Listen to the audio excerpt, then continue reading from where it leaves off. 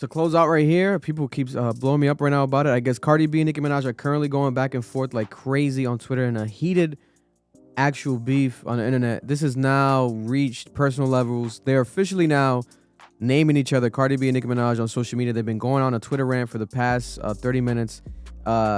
We have Nicki Minaj saying A, B, C, D, E, F, G, surgery to look like me, tell the rat, and tell Jay-Z, RICO fraud and perjury. It's late September and the streets of social media are already slick with gasoline when Nicki Minaj barges back onto X, storming the stage with all the subtlety of a horn section at sunrise.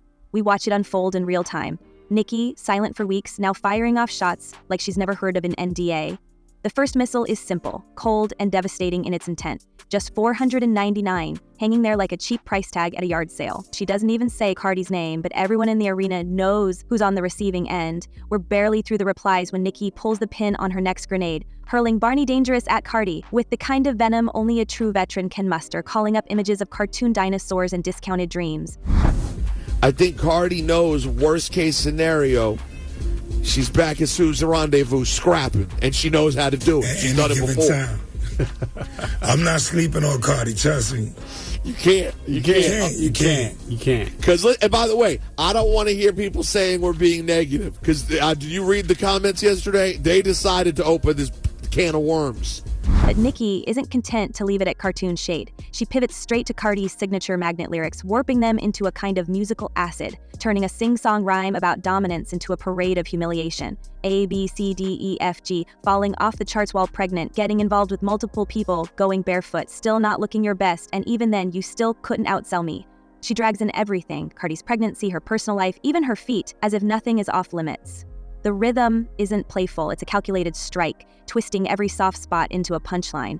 When Nicki caps it off with surgery to try to look like me, tell your friend and tell Jay-Z with all those allegations of fraud and lying under oath, it's not just a feud, it's a hostile corporate merger with a side of legal threats. By the time she starts posting AI photos of Cardi as Barney and Jay-Z in pink wigs, the spectacle is part roast, part deposition. All the while, Cardi is somewhere in her kitchen, blissfully unaware, slow roasting ribs and conjuring up brownies like she's in a different reality show. She tells us herself, no, seriously, I was just at home baking ribs and making blondie brownies when this woman started bothering me on a Monday. The cosmic comedy here, the queen of the charts, is getting dragged into digital blood sport in the middle of making dinner. But peace evaporates fast. Within minutes, the calm is replaced by Cardi's thunderous response, and what started as a Monday meme dump turns into a digital street brawl. Cardi is no stranger to the clash. She barrels in, retweeting with lines that scorch. She rewrites Nicki's parody with her own venom, A, B, C, D, E, F, G. Your partner has to force things, and your brother has been involved in some serious issues with young people. She's not tiptoeing, she's kicking in the door with the receipts. Then comes the real escalation. Cardi draws a line in the sand. Why do you keep mentioning my album? It's not as big of a deal as you think. You've been in the industry for around 16 years. You should be comparing yourself to artists who started around the same time as you. There's fury in her defense, but the most nuclear line is saved for last. Cardi's accusation that Nicki had to visit fertility doctors because all them perks scrambled your eggs is the moment the gloves go up and never come down. She pleads for protection over her children, making the feud feel less like gossip and more like a family war. Apparently, Nicki Minaj has dragged Jay-Z to filth. She blasts him for being evil and spiteful. By now, the noise has spilled beyond the main stage. The peanut gallery is open for business, and everyone's brought popcorn. JT, never one to miss an opportunity for a drive-by, calls out Cardi for inflating her album sales. That woman is at home, upset and unhappy, with nothing to celebrate. If I were number one, I'd be dancing right now. But she knows she wasn't honest about it. It's not just friendly fire, it's a reminder that the charts are the real battleground. Ice Spice, meanwhile, posts a silent laughing emoji, but in a feud this raw, even a giggle is gasoline. Suddenly, fans are dissecting every Billboard update, their group chat stuffed with theories about mysterious discounts, and a $200,000 spike in numbers. One moment Cardi's at the top of the Billboard 200, the next she's being accused, always allegedly, always with a wink, of padding the stats through delivery app deals and recycled singles. Billboard itself reportedly hesitates to make anything official, with rumors swirling that they're verifying numbers after industry calls set off alarms. No one on the outside can prove anything, but everyone has an opinion, and right now opinions are as valuable as any chart position. There you are together working on stuff. I know. That must be a moment for you as someone who recognizes manifestation, doesn't just look at it as curious luck, as a moment where you go, it worked! In the midst of this, Nicki shifts from ringmaster to spiritual authority, warning her followers about the perils of Cardi's music, which she claims is dipped in evil spirits and their sole purpose is to unleash the spirit of drama in your lives. This isn't just internet taunting anymore. Nicki's language pivots from clowning to courtroom.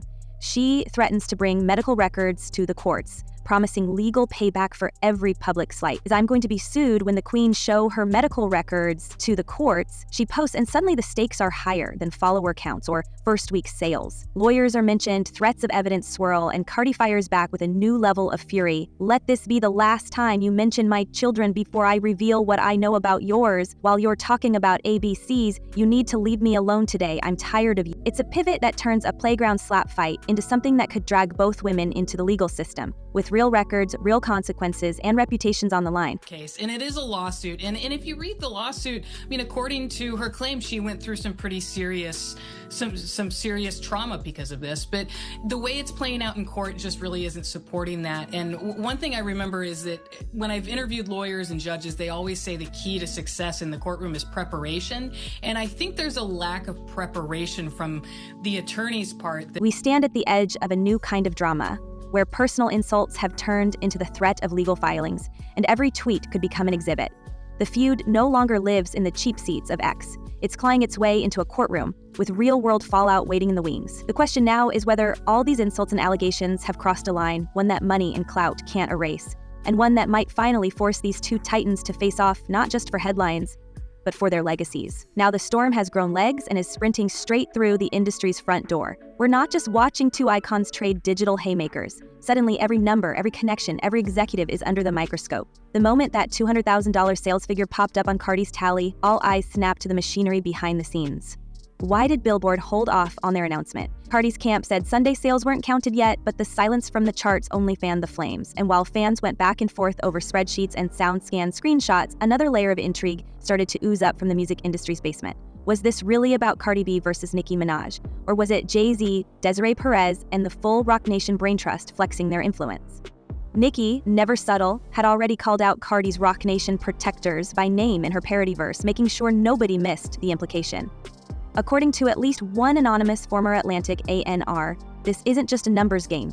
It's a proxy war between titans, with Cardi's win looking more and more like a strategic move on a chessboard we're barely allowed to glimpse. And even though he wasn't named, but Jay-Z's decision to have Kendrick Lamar headline the Super Bowl halftime show. The speculation is relentless. Some whisper that Cardi's discounted album price, $4.99, practically a steal for a chart topper, was more than just smart marketing, but part of a broader plan to secure the no one at any cost. And when word started circulating that old tracks might have padded the totals, allegedly became the most used word in rap gossip, 3 different industry veterans say they've never seen Billboard this careful, with label reps reportedly on the phone around the clock. But if Roc Nation's hand is guiding the wheel, it's not just about Cardi's name on the cover.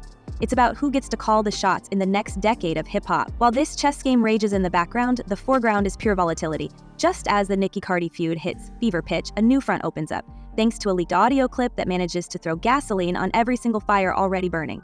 The audio surfacing just as her new track, Pretty Privilege, features what appears to be Cardi threatening to beat the stuffing out of Ice and get Riot beat up by my guys. It's as unfiltered as anything we've heard from Cardi in years, her voice climbing from frustration to full detonation in seconds. The date of the audio? Still fuzzy. Cardi claims it's old news, a heat-of-the-moment outburst, while her rivals insist it's proof she's out of control and desperate to silence any challenger from her own backyard.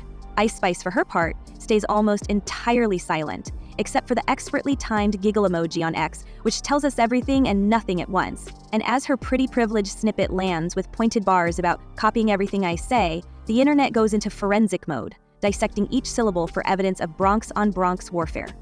But the dominoes don't stop there. The Nicki vs. Cardi beef is now dragging in more than just sales numbers and musical side-eyes. It's reaching all the way into the rappers' personal lives. Nicki, never one to leave a rumor unexplored, takes her shots at Cardi's family tree and her partners. She name-drops Offset and Saweetie, alluding to the never-proven hotel rendezvous that's been floating around rap's rumor mill like a particularly nasty flop. Then comes Stefon Diggs, Cardi's current partner and NFL star, suddenly pulled into the arena by whispers and allegations that remain, to put it politely, deeply unsubstantiated. The intent is clear.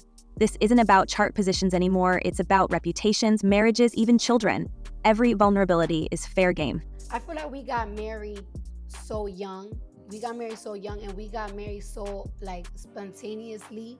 And we did know each other, but we kind of didn't know each other. We just like was in love with each other, and we had like a little toxic relationship. We got married 6 months of knowing each other, and like in those 6 months, we would see each other like 2 or 3 times a month. Yeah. It's cruelty with the volume turned up to 11, and there's a cold logic to it. For every viral post about Cardi's Billboard debut, there's a counterattack weaponizing private pain. We see Nicki invoking not just Cardi's parenting, but bringing in Cardi's father, brother, and medical history. The gloves aren't just off, they're shredded. Even Cardi's own threats to Ice Spice are now used by her critics as proof that she's crossing lines, unable to control herself, even as she stands atop the charts. The sense of danger is palpable. What's left when all the music, all the accolades, and even all the relationships are just ammunition in a war nobody seems able or willing to end? The shadow of real-world violence has always lurked just behind the spectacle, and nowhere was that more obvious than back in 2018 at the Harper's Bazaar Icons Party. What should have been a night of high fashion and networking ended in chaos, with onlookers still debating exactly what went down between Cardi and Nicki near the end of the evening. The second, all the whispers point to a heated confrontation that exploded in front of a sea of stylists and photographers, a stiletto thrown, security scrambling, and Cardi emerging with a knot swelling above her eyebrow like a badge of unfinished business. For months afterward, tabloids ran close-ups of that injury as if it were forensic evidence, dissecting every angle to prove who struck first and who crossed the line. That infamous night has never really faded from the collective memory of rap culture. If anything, it's become a kind of grim prophecy, replayed each time the feud veers toward the physical or the legal. We're reminded again and again that these are not empty threats or manufactured storylines. There's a lived history here, a real bruise, a real scar, a party that ended in chaos instead of sparkling toasts. The energy that broke loose at Harper's Bazaar never really left. It just went underground, morphing from thrown shoes to barbed lyrics and carefully constructed social media wars. Hello, and I think she's doing well overall for a number of reasons. One, she's testifying that she did not touch the security guard, that there was no assault, there was no battery, there was no negligence, none of the claims that the security guard is making. But also I think just from a storytelling perspective, the jurors, because this is a jury trial, are looking at this and maybe are going to give her a little bit of grace as to this is a pregnant woman going to the OBGYN to get care for herself. It's no coincidence that today's threats and lawsuits echo the fallout of that night. Back then, the headlines buzzed with talk of charges and police involvement, just as they do now with every mention of leaked medical records and pending court filings. Each escalation seems to draw from the same playbook. First, a shot across the bow, then an eruption, then a period of uneasy silence as lawyers and publicists pick up the pieces. The message, whether whispered at a Met Gala or blasted to millions on X, is always the same. This isn't just show business. The feud has its own momentum, impossible to predict and even harder to contain. Through it all, we see a kind of repetition that almost feels ritualistic. Lyrical insults turn personal, tempers flare, a public flashpoint erupts, and the threat of real-world consequences suddenly feels close enough to touch. Each new album cycle, every social media spat, carries echoes of that Harper's Bazaar night. There's a sense that the feud is less a series of isolated events and more a continuous looping battle, one that flares and subsides but never truly ends. For fans and rivals alike, the line between performance and reality has always been blurred, the stakes both shockingly high and impossibly tangled. Do you know what happened when I came here? You have to go inside. Huh? What you said? Can you please stop filming and just step in the car for us? No, I need a lawyer. Looking back, that 2018 party now reads as a warning shot, a moment that showed everyone just how thin the barrier between music and mayhem can be. And as lawsuits pile up, as threats escalate from wordplay to actual legal filings, it's impossible to ignore the pattern. Nearly a decade has passed, and yet the cycle remains. A war fueled by pride, pain, and power, spiraling ever closer to something no one can fully control. The longer it goes, the more it feels like we're not watching a feud at all, but a story that refuses to find its ending. Amid all this, the feud begins to drift out of entertainment and into something colder, something with real teeth.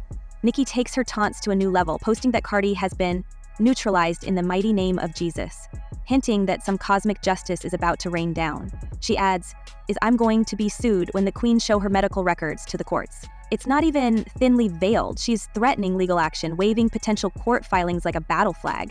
In response, Cardi draws a fresh red line. Let this be the last time you mention my children before I spill the tea on yours, signaling that whatever truce existed is now scorched earth. With every post, every leak, every rumor, the fight is spiraling out of the digital and into the world of real-world consequence. Lawyers lurk, PR teams run overtime, and the rest of the rap world watches to see who will blink first. Though here we are. The rap war that began with chart squabbles and cartoon memes has mutated into an industry-wide reckoning. Every rumor, every alleged deal, every family member, and every hidden audio clip is now evidence in a sprawling, unpredictable saga. The only question left: will this battle play out as pure online spectacle, or are we about to see the day when judges and courtrooms decide what's fair game in hip-hop? Could a few bars on X become the opening argument in a case that redefines the limits of celebrity warfare? Drop your thoughts below. Whose side are you on, and do you think this beef has finally gone too far? Until next time, keep your timelines open and your secrets close, because in this game, nothing stays buried for long.